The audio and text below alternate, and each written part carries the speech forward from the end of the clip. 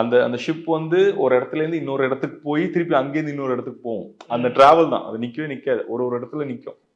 அப்படியே தான் ஷூட் பண்ணோம். ஸோ அர்ஜுன் சார் வந்து செம்ம டெடிகேட்டட். அண்ட் ஒத்தருபாக்கான ரிசப்ஷன் வந்து பெருசா வந்தது வந்து வெரி ஹாப்பி. ஏன்னா ஒத்தருபா ஆல்ரெடி வந்து ஒரு கல்ட் சாங், அதுவுமே பெரிய ஜான்பாபு மாஸ்டர் ஷூட் பண்ணியிருக்காங்க அந்த படம்.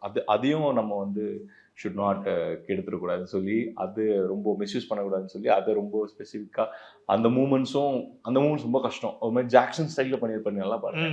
இது வந்து நம்ம இப்போ ஒரு 2Kக்குலாம் ஒத்தருபா தெரியுமான்னு தெரியல, ஜென்சிக்குலாம் தெரியுமான்னு தெரியல, வைப் ஆயிட்டாங்க.